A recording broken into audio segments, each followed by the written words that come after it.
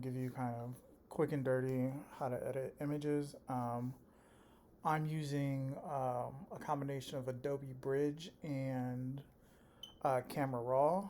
Um, you will need Camera Raw, but you don't necessarily have to do this in Bridge. So Bridge is open because I use it to organize my image. You don't have to use this. You can organize using Finder, so you can just open your Finder or the equivalent. Sorry, I do work on a Mac, but all of this is applicable to Windows. I just don't know how your system is set up. It's probably some type of documents. Essentially, when you're organizing, as long as you can nest files within folders and things like that, then it's fine. So, like even in my Finder window here, so my larger project is called that, but we're looking at my documentation. Um, so I have multiple sessions of just photo documentation because sometimes well, in this instance, I shot everything once, went back, looked at it on the computer, didn't really like some of the settings I used in the first one and wanted more time. So I did a reshoot, and sometimes you have to do that. So yeah, so as long as you can nest files within folders, because the main thing you want to be organized. You don't want to have your um, files kind of sporadic. So I have sections for sculpture, sections for installation, and then I do give them a rating category. So we'll look at. Um, so this is the primary folder I was working in, but I'll go back to Bridge. So you can see here, you can use Finder to do your organization. So you can go through, look, decide what's good, what goes in that folder, et cetera, et cetera. But I'm going to use Bridge just because that's what I'm used to and that's how I teach it. Um, yeah, but it's the same thing. Bridge just offers you more organizational tools and different exporting tools and things like that. But for me, it's easier workflow. So right here, I have session two. Um, I'll be editing. So I accidentally edited all of my photos for this white light, which would have been more helpful. Well, they're mostly edited. But we're going to start fresh just so you can see. So I'm just going to pick a different group. So I'm going to edit this image here. So you should be shooting in Camera Raw. Um, so here, this CR3 indicates a RAW file. You don't necessarily want to do this in JPEG. RAW just maintains way more information about the image itself. You should be fixing it. You should be setting your camera when you go to shoot in RAW. You can shoot RAW and JPEGs at the same time if you want. You still want those JPEGs. I use them for other things. They look better and they're easier. If you can't use if you don't have time to edit through a raw file or a raw program like the Camera Raw app, you can't just open a raw file. You have to have the correct program to do it, or it just straight up won't open. So sometimes I'll shoot them in both if I just want to show people, like on my phone or something like that, really quick. I'll save it as a JPEG and a RAW. But if you're editing, you need to be shooting in RAW. It maintains way more information and gives you way more control in order to fix it. So yeah, Bridge just offers a whole bunch of extra stuff. Like I can go through. I'll try not to use my command shortcuts. I'll try and show you actually what I'm doing. So it gives you like stuff to label. So like I'll go through and rate things just so that I know what they are, or if I need to make sure I know something, I can give it. I can color code. It has a lot of benefits to it. All of your metadata is over here in this tab, so you can understand what kind of image you're working with and things like that.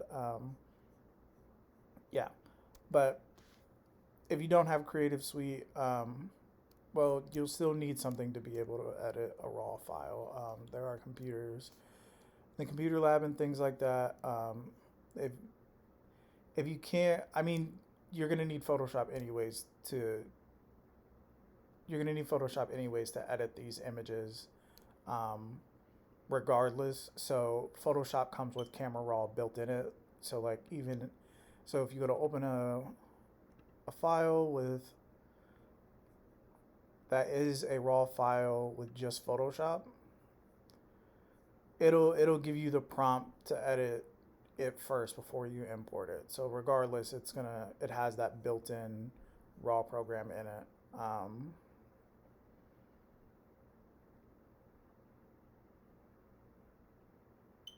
So it's taking forever. So yeah, this is the window for Camera Raw. You can see up here it says Camera Raw. I'm not gonna go straight into Photoshop. Ooh, so let's go that route. I'm just gonna edit in Camera Raw the file itself. So I tried to pick an image that's not blacklight because none of y'all are shooting in blacklight and it wouldn't be helpful to see those settings. So the first thing I'm doing is just cropping in a little bit. Do not go all the way to the edge because you're also going to need to straighten these. You can straighten for the most part in RAW, but it needs to really be done in Photoshop, and we'll talk about that in a little bit. So I just get it kind of close. I give it what feels like a half-inch border all the way around it.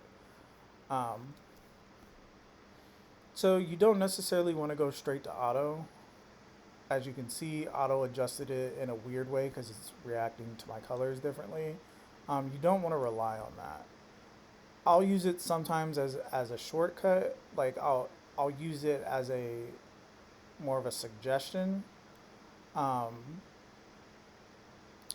then I'll go in and fix these, but all of these settings are wrong, so I'm not going to do it. So you have your exposure, so you use this to make sure you're at the correct exposure. This is your histogram up here, so I use this a lot to figure out where my levels are at. Each part represents something else, so all the way over here is your blacks. Your shadows is this section here. This is your section for exposure. This is your white. So what these extreme hills mean is that I'm peaking in my whites. My whites are way too high. Well, it's not, no, I'm sorry, misled you. It's not my whites. This is my green and my red color channel. And so they're super high, and that's part of just because it's still lit it's lit by regular light, but it's also lit by black light to make it glow a little bit. So my levels are a little off. And so you can control it from up here, or you can come down and control it from each of these sliders. So I will bump up my contrast. My exposure feels a little high. My highlights are way too high, so I'm going to bring it down. I want a little bit of shadow, but less than what I had. Whoop. My whites, brought up some. My blacks, I want a little bit darker. So I just go through and just kind of use visual cues to kind of figure out, if my image is a little too dark. So my highlights and my whites, I adjust. So my highlight, I don't want it pure white, or my white's too high. I don't want it to be like blown out and overexposed like that. So I'm gonna adjust it a little bit. And also, you should think about what your image actually looks like. Like if you can have the image with you to see exactly what it's look like. I know what exactly this is supposed to look like. So for me, the white looks a little bit dingy and it's kind of bothering me. So I'm bringing that back up. Might be it's underexposed just a little bit. So that's telling me where I'm peaking. So if you look, so everything on here, if you have a question what it does, if you just hover over it, it'll pull up a thing that tells you exactly what the setting is. So this is, it's a highlight clipping warning. It means my highlights are way too bright. And so it'll highlight all of that red. So I'm going to want to bring my highlights down some so they're not peaking as much. It's also why my whites are a little bit, but for my image it can't be helped too much because it's fluorescent anyway, so it's gonna peak because the it's way too bright just naturally. It's just a characteristic of it. So yeah, so that's that first panel. You can go down, you can change the saturation, which I'll do a little bit because I know my image is a little bit more saturated than that. And keep in mind, you're not you this needs to look exactly or not actually really exactly like what you're presenting the viewer with, what your print actually looks like. You're not enhancing anything here. You're not trying to sell a lie. You're trying to make it look true to what the product to what the product is that you're selling. So vibrance, actually it doesn't need to be too high. So you can completely desaturate something, but so my images, it doesn't need to be up too much.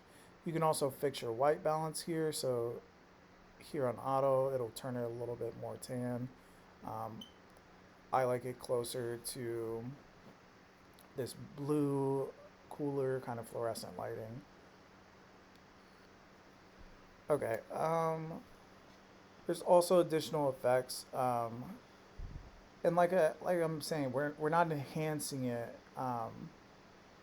So like this haze simulates haze. Like if things are a little bit foggy, I might bring in a little bit clarity, but I'm not messing too much with this stuff. Um, so you curve, so it gives you more control over tonal range and contrast in your image. So you can use this to adjust your contrast. And so I actually might, my apologies, before I do my saturation, so I'm gonna turn this back to what it was. Um, I'm gonna adjust the curves first to try and see if the contrast can fix what the image is supposed to look like. So I'm just adding in different points and just adjusting it to get it a little bit truer to where it's supposed to be at. Whites, come up some, like that's right. Alright, I think that's correct, and then I'll come back and fix my saturation a little bit. So for me, I'm adjusting the saturation because right here, if you look, this area, this green looks a little washed out, and it's closer to that in my actual image. So yeah, you can go through and play with the different things. You guys shouldn't need to get into color grading, not really. Optics, so I click this, use profile corrections. So your lens naturally has a slight curve to it just by the shape of a lens. So um, depending on what type of lens you have, that curve can be, it can kind of fisheye. I believe it's the wider or the wider the lens. I'm misspeaking right now. So the lower the millimeter of the lens, the more curvature there is, or sometimes it happens a lot more when you're zooming and things like that. The computer knows what type of lens you shot this with, so it'll pick out the correct lens profile to readjust that. Um, but yeah. Um, so this is new and well, I mean they've had it before. It just wasn't as good. So one thing we need to do is you don't want magnets or whatever you're using to hold these visible. So you need to edit them out. Normally I edit them out in Photoshop, but they just added this AI detection and we're gonna see if it works. I'll show you the other way too. It's not bad. We just want to make it look like there's just plain paper there and it's just floating. We don't want to distract the jurors or whoever is viewing this. It's not bad. It's not great. It's not bad though. Let's see if I can fix it. I actually did. So you can do it in here, or you can also do it in Photoshop. I'll do it and then show you how to do it in Photoshop too. So more or less, this is what I want my image to look like. It's relatively painless, and I'll sit and I'll adjust different things as need be, depending on it. It really just depends. The goal is to um, so this is noise reduction. You shouldn't be using noise reduction. There shouldn't be a reason to use noise reduction. Um, yeah. So for the most part, it's pretty simple, pretty straightforward. Okay, so now we're gonna open it in Photoshop. So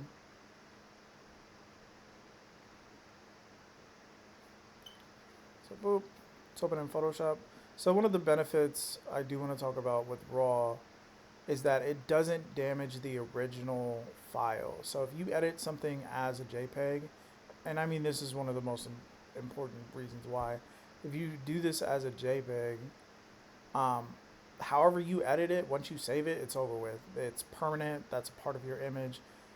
RAW files have an additional file attached to it. You can revert and change all of this stuff back at any time. So if I was like, oh, okay, I edited this, but whatever, the colors look off, I want to redo it, you can just delete the associated file with it. So you can't see it here because Bridge hides it, but it's called I think it's exe file. Here, I'll just pull on it. What's it under? Monday by Joy, Monday documentation, session 2, in between. Good. XMP. So this XMP file that's what all of my settings I just did are saved as. So it's an XMP sidecar. It's attached to whatever this number is. So that's what the file is. So it's this one. It's attached to it, and it's what holds all of that information we just did to it. If I wanted to completely restart, I just delete that file and it's back to as it originally shot. All right, let's go in Photoshop and. So there are two main things. Okay, so normally how you remove those. So there's a few different ways. One is spot healing. Spot healing is iffy because it's relying on the computer to take information. It did it perfect. To get that information, sometimes it's not as cut and dry as this. But that did that pretty quickly. There's also the clone stamp tool. So the clone stamp tool, you have to designate where you want to take a sample from to apply it to whatever you're doing. So this needs to just be plain white like my border, so I can go anywhere on my border, click it as my source. Make it a little bit bigger. Make it a lot bigger. Yep. And so that's my source. And so I need to redesignate it. So that's my source where I'm getting my pixels from. And I can just go through spot heal or clone it, and it'll clean it up just like that. And so it'll do the same thing. See that X right below is where it's pulling information from. So it follows wherever you originally sourced it from. So even though I sourced it from here, it's going to track me as if it's going to follow my cursor the same levels, and you can see that little window where it's giving you a preview of where it's pulling information from. So yeah, any of those three methods work. Yeah, it's just kind of up to you. So the last thing I'm going to show you is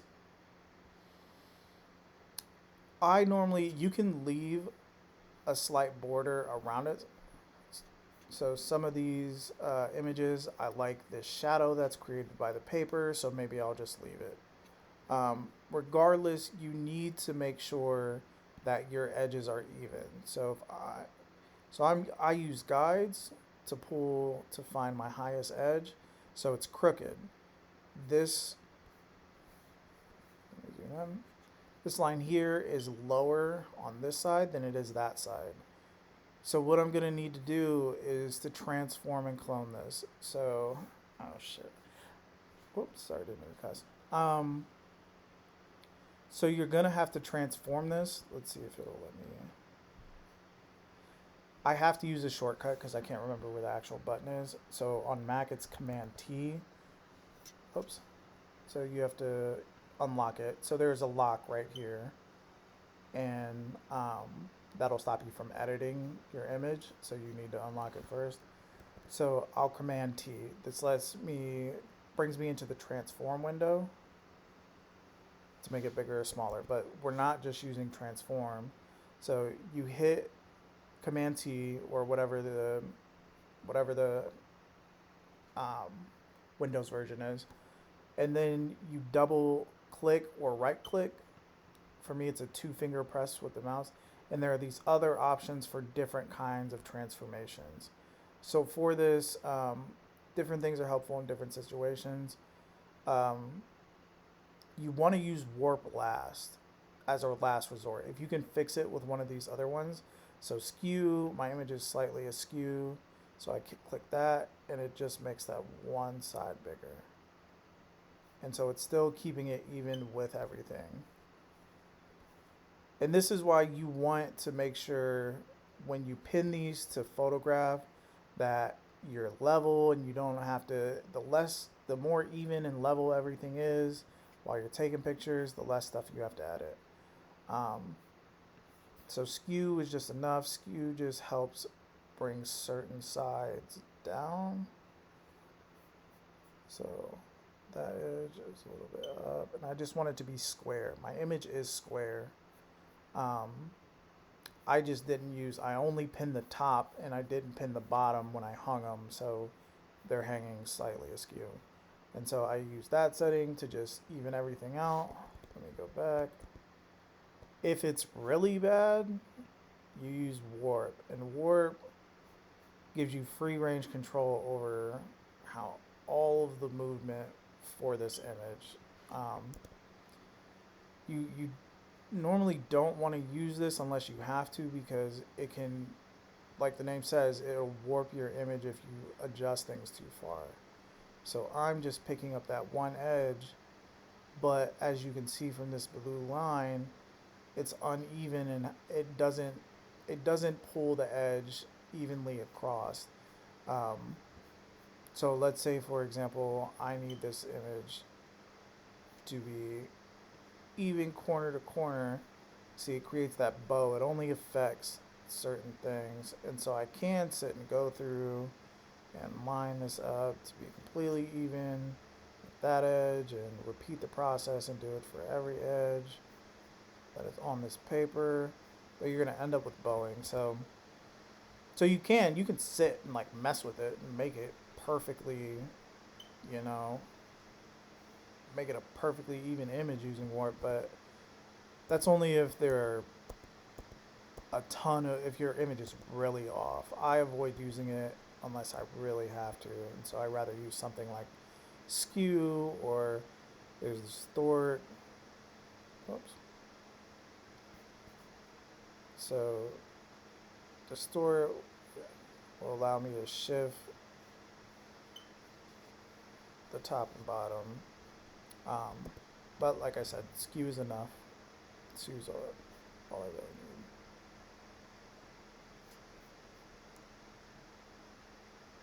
Oh. So it's just using the guides, and I'm using these guides to make sure my edges are straight. Yep, straight there.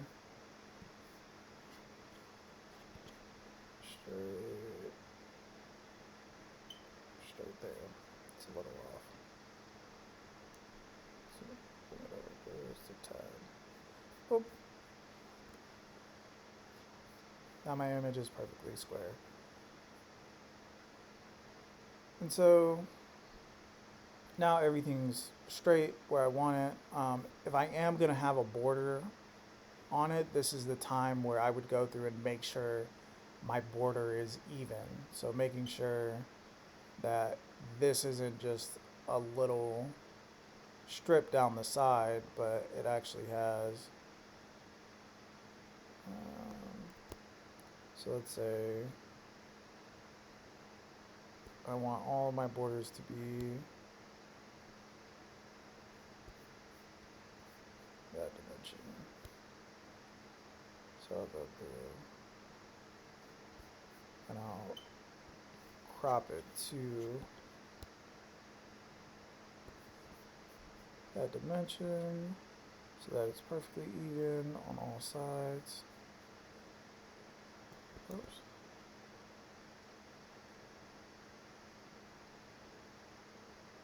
Oop. Oop.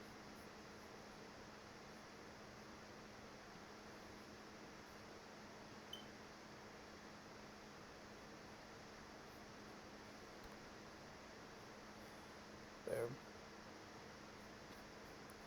So it is slightly off at the top. And that's why you don't want to crop your stuff too short in Camera Raw. I try to give myself some space to work with in case I have to use that distort or that those transformations because your image is going to get a little bit bigger. So I try to give myself some breathing room. What I can do, because that top is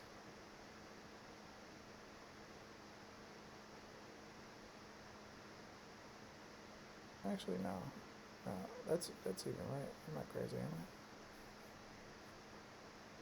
I? Oh, I understand. No, it's even.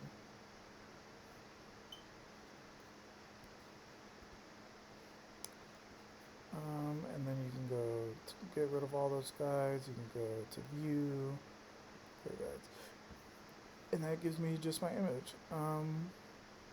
So yeah, I mean you can go through in Photoshop, and there are some of those same presets.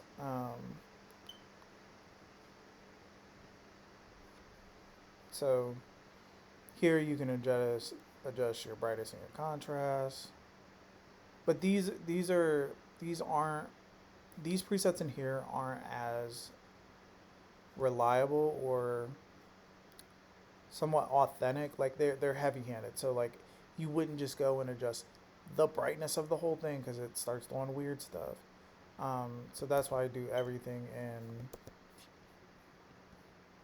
in Camera Raw. Um, but yeah, you can come in and change your exposure in here. So say, oh,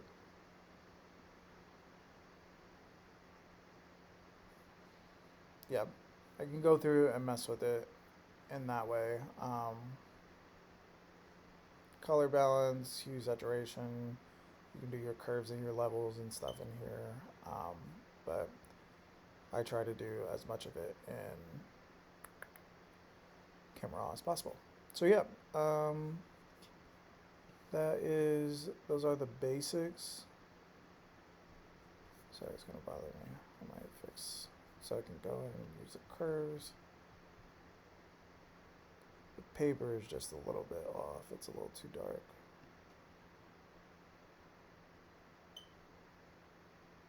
So I don't want to make everything too white and then this top border completely disappears. So that's what I'm trying to balance, is making sure the paper still has its own tone.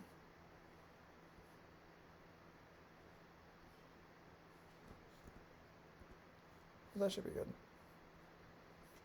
Yeah, this paper just has a tint to it because there's a black light on it too, so it has a slight like purple, like if we look at the color.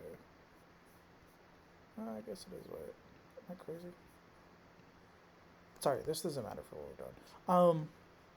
Yeah, that's pretty much it. Just let me know if you have, Any additional questions? Good luck.